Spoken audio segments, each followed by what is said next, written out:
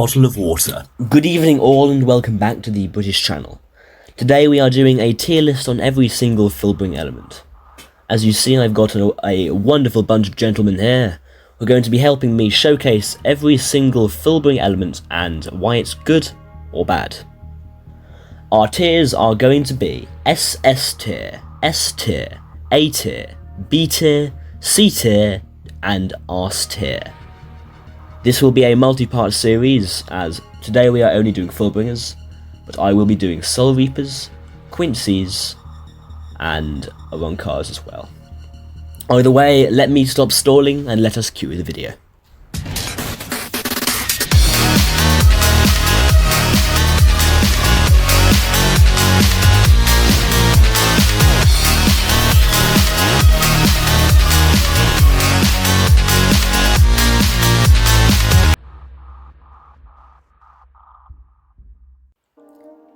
We'll start this tier list by showcasing one of my personal favourite elements, and a fan favourite for many, Kether, the Black Silence.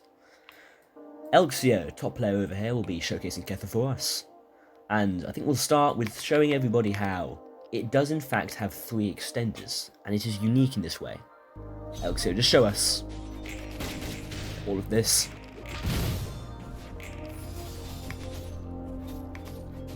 Each Kether move has a charge. 2 charges in fact. And every V1 charge move can extend into another V1 charge move. And every V1 charge move can also extend into any V2. However, as soon as you use a V2 charge Kether move, that is the end of the combo. I'll put a little chart on screen now to show every single Kether chain currently in the game.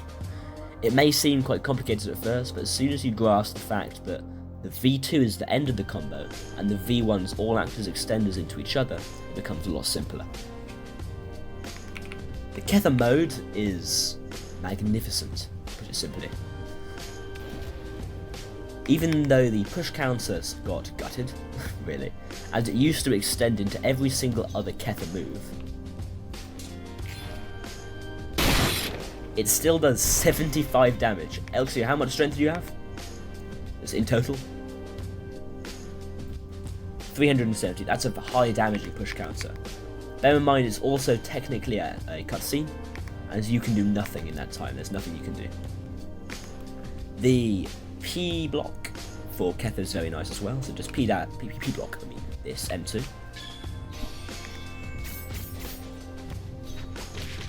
I do believe that extends, if I'm correct. Very, very good. Yeah, of course. And the ult extends off of 5M1s, and just look for yourself.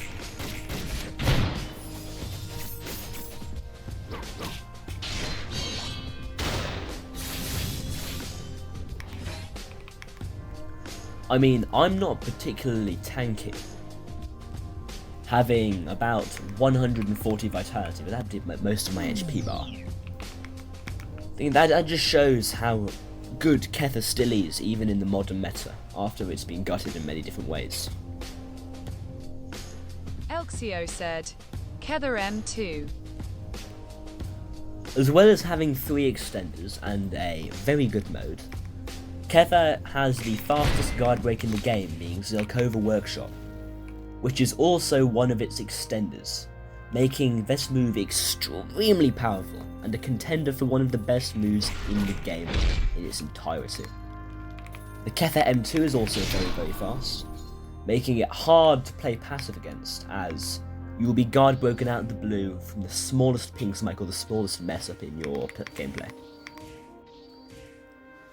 Overall, Kether is one of, if not the best FULLBRING, truly deserving of the S rank position. Elxio said, S. Skull. Next, Dimension, another popular pick for beginner players, but very, very good in high elo as well. Dimension has got set weapon being the sword, good range, good speed, very solid. Dimension's extender is 2 for 5M1s, very good extender in general, can be roared to a decent degree of success. As you see, the damage is nothing to scoff at. You can uppercut off it. And, as you see, Idiot did here, down slam extend. High damage in combo. Dimension also has a punch of sorts, which is an extremely long-ranged guard-breaking move. It is true off of 5M1s as an extra bit of damage. However, if this move guard breaks, it becomes an extender, trapping you inside a prism and allowing the enemy to extend off of. Dimension mode is, again, really, really good. Its M2 is a large AoE slash that catches most people off guard and has a ridiculous amount of range, if I'm being honest. The ultimate is true damage. It is true off of 5M1s, as Idiot will now show.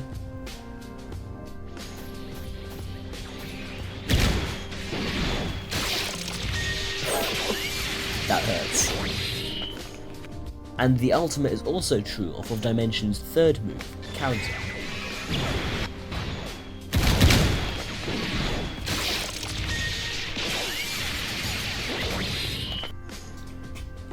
Dimension's in-mode push count is also very solid, being a small neck snap, which is a cutscene move. Unfortunately, it does not extend off of anything, but can be sometimes used to confirm the ult. One of Dimension's mode passives allows the enemy to do damage to anyone who's holding block with M1s. As you see, each M1 is doing 29 damage to me, even though I'm holding block. The extender can be push countered, but if you're just sat there holding block, it will not allow you to do that. The M2 can also be feinted by doing V plus M2. It does not have a guard break effect. You can really play mind games on your enemy. As you saw there, it did not guard break me, but if people decide to try and P-dash that, it will still damage them. Dimension, truly a fearsome element. It can be manipulated really well by the best players, and it's also very simple for new players, deserving of the A tier spot. The next element is one that I have a very long and personal history with, and of course that element is clock. Now clock recently got a buff, making it a very, very good element. It wasn't even that bad before, but they decided to make it better. Now, Clock has gun M1s, which encourages a passive playstyle which works extremely well with its kit, having a guard break, which is ranged, an extender, which is lock-on and ranged, and a chain move, which extends into the extender, because obviously. Now, the guard break is quite easily PBable from the range. Very easily PBable, actually, as Idiot will now fire off. Yes! I can PB it, see? And it's much harder, however, to PB from a close range, as L2 will now show up. But I'm just good like that. I'm just really good at the game. The extender is true off of 5M1s and also true off of the chain move. The chain move of which, being shown by L2 now. Then one can uppercut and down slam extender for that, making it a much longer combo. The chain move in itself only works into the extender. However, it can be used before an M2 to catch many low elo players out, like myself. So I'm going to pretend I'm a low elo player and hold block. You can go in an M2 after the chain move to make it a type of pseudo extender. The clock mode is good. Actually, very good. It has a custom PB shown, which allows him to uppercut and extend very easily, a bit like Midas actually, with his custom P-dash. It also has a sheath, higher stun time, yes. It also has a sheath which can be blocked and is a pseudo evasive extender. If I try to M2 him now, hold block, I am unable to guard break him for a set period of time if the sheath lands. The sheath is also true into the extender, making it a pseudo extender, and it is also a form of evasive, as it TPs you to the last place you dashed.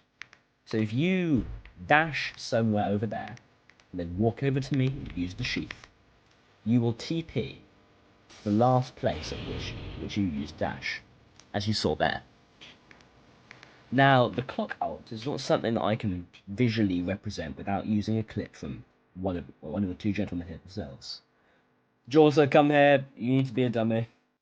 So, both of these right honourable gentlemen will use clock alt, and whoever gets the longest chain will be inside the video. 3, 2, 1, use. Now, clock alt puts the user into a state of complete invincibility. I cannot hit them at all. They will not take any storm damage either. However, once the clock alt ends, you will be completely stuck inside of it. I cannot evasive this, as it is true damage. And according to Elxio, it is the new hardest ult in the game, now that Music Ult is in the Freeland. It is, however, missable. Clock also has a custom push counter. We're just going to cover that quickly now. It's decent. 78 damage, 5-second cooldown. So if I M1 this block, got a little clock effect around me, it explodes and does damage. This does not guard break. Overall, with its very passive kit and high damaging guard breaking moves, which are in abundance, Clock deserves its place at S tier. It is one of, if not the best FULLBRING, along with Kether, and deserves its place among the greats. The next FULLBRING element we will be doing is an enigma of sorts, as it is one that many players don't know a lot about. The said element is Midas. Now, Midas is quite special overall, as it's got very, very unique passives and a very unique kit. However, before we go over that, let's go over the base moves. Midas has an extender that is true of 5M1s if you use the Wind Gem on it.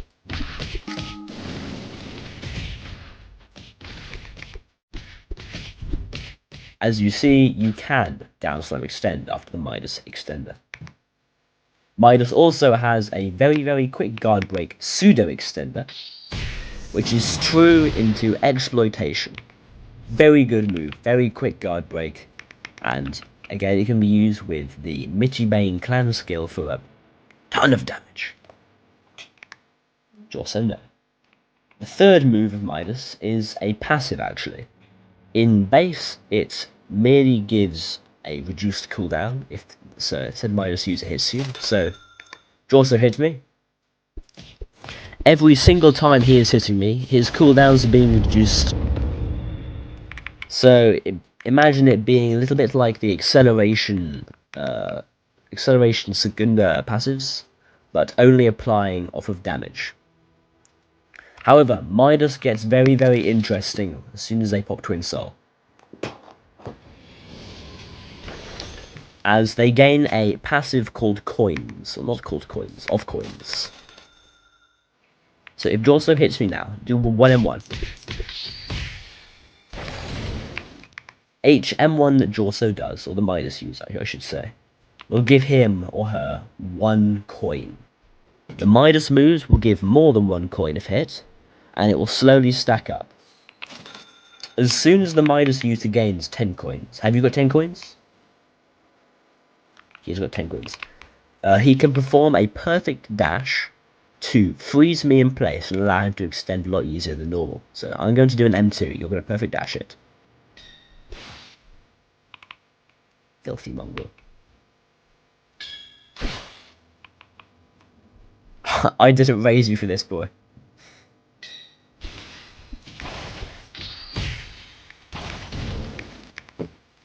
As you see, the P-dash throws me in place, and allowed him to extend very easily. However, if he fails the P-dash, he will lose 10 coins. Once the Midas user gains 50 coins, it gets even more interesting, as they can use the passive keybind G to heal for a sizable amount. Which also shows how it's done. As you see, he gained 531 HP from the passive. This will take away 50 of his coins, however. On top of that, the Midas passive allows him to have damage reduction. So he will gain a certain set percentage damage reduction on every single tick of damage that I do. That is until he runs out of coins, in which that passive disappears, and I will do the normal amount of damage to him again. Midas's M2 is an extremely long-ranged projectile, nigh unpredictable, one of the best M2s in the game due to its sheer range and speed. The Midas ult is a large fist of gold. It's true off of the small guard break move, so if he do the guard break also. Now ult. That is a true combo. The ult does not give the Midas user any coins, and it can be dashed out of quite easily, but the objective is to keep your opponent inside of the ult while it's doing the coin rain, as to get that passive damage off as much as possible. It does a decent amount of damage, but overall as ults go, it is very mid, as the damage dealt is not true. Midas overall, again, is one of the better fullbrings, as we haven't moved on to the worst ones yet. Overall, I'd rate it A rank. High A rank at that. The next element we're showcasing is the Lizard Man itself, the Power Ranger, Amazon.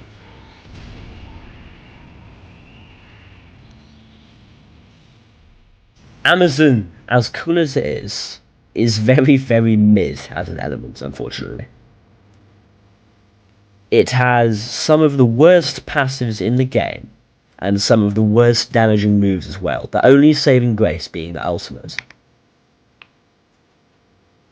Amazon has 3 moves: the extender, a finisher, and a block bypassing slash. If I hold block, I would like both of you to use the slash move at the same time. 3, 2, 1, now. As you see, 144 and 160 damage respectively. Very low damage, however it does block bypass, meaning that it completely ignores all forms of block. It can be countered. Second move is the Amazon extender. I'm going to use the extender on Elxio, and I'd like you to hold block and P-dash it, just to show how ridiculously punishable this is. The Amazon extender has a long animation, which is very bad for an extender. Decent damage, negligible though. And overall is a very, very punishable shit extender. You should always use Blitz Kick or the new extender. Kicks. Blitz Kick, yes. As it's much better with the Amazon kit in general.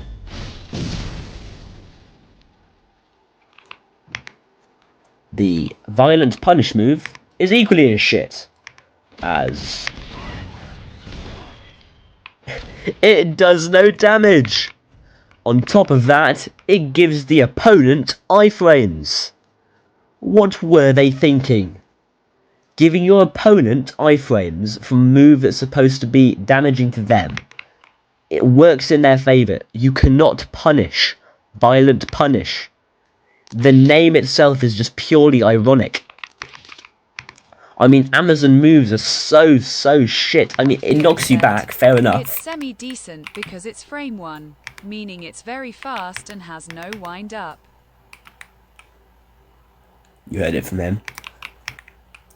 To some extent, you can use Violent Punish decently, as it is a frame 1 move. But again, it's cancelable. The slash, cancelable. The extender, cancelable. The finisher, cancelable. This is so shit. Does it get better with the mode? Well, let's see.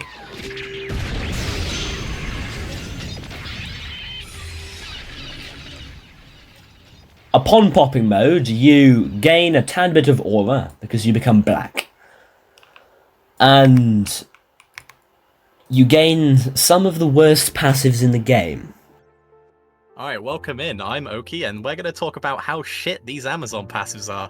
We're going to start with New Amazon's Drive, which is probably the best passive in the kit, and, well, it's not good.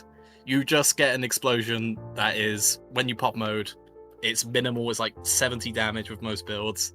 It does slight burn, and that's about it, really. Like, what else can you really ask for with Amazon? What's the next one? How do you fucking echo? Why is echolocation, olfaction, olfaction. Olfaction. I need to reread this again. It's been a while since I had a little gander through this. It's so bad. It's so bad. Alright, for our next passive, we have echolocation, which allows you to have immunity to shadow gems and screen obscuring effects, which is going to be only useful against Eidolon mains, because they're the only one who run that fuck-ass gem. Yippee. And we're on to Insanity, which you'd think is going to be fantastic. Auto grip on Slash, which is a bypass. Apart from that, it doesn't bypass V-Rage. And it's the only auto grip that doesn't bypass V-Rage other than Inferno. And that it actively works against its other passives. Brilliant. Splendid. I love Amazon. So good. Don't run it. Don't run it. Wait, save your PE. Right. And then we have the passive it works against, which is Armor Zone. Because, you know, we love having an auto grip on our only good move and then having to get HP from gripping people, which doesn't work with your auto grip. Fantastic.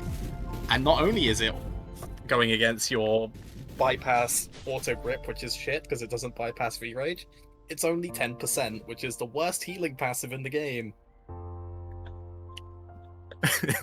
just have Panda come TP and jump me.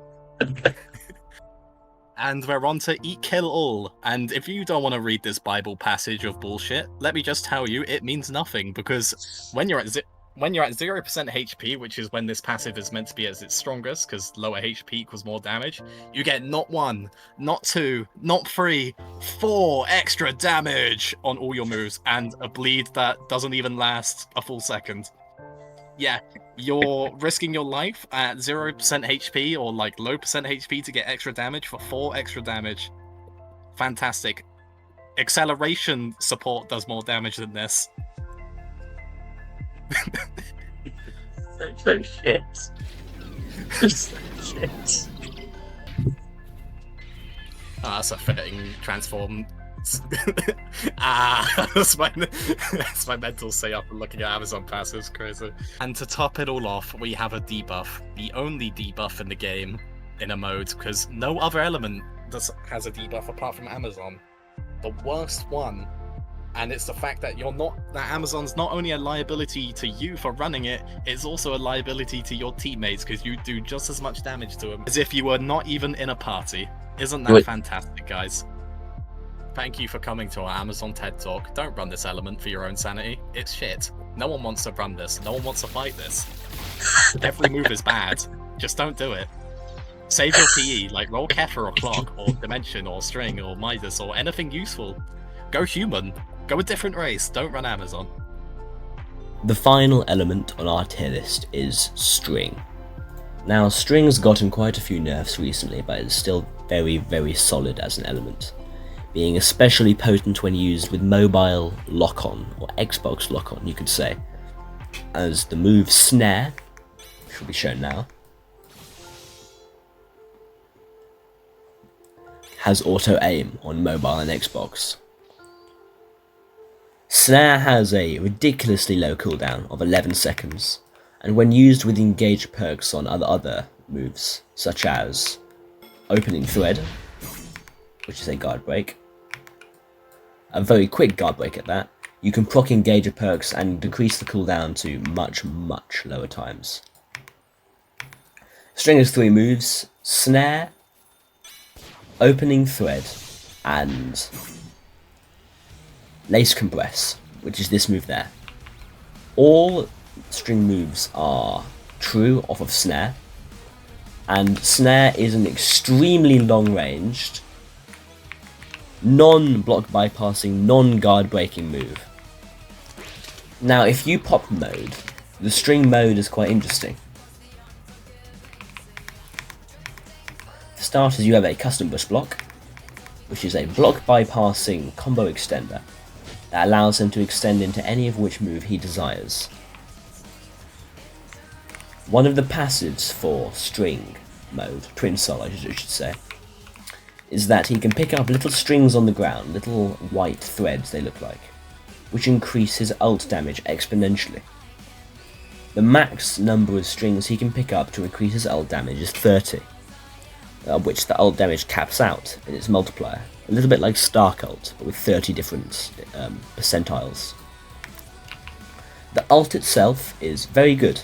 It is true damage, unevasiveable after the first lace is hit, if you show me here.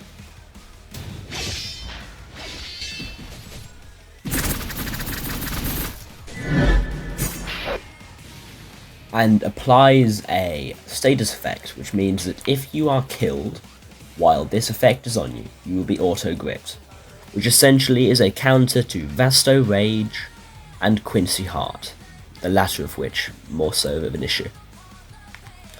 Now, string, after having a few nerfs, I believe it is still one of the top fullbring elements, but now it's no longer S tier, merely reduced to A tier.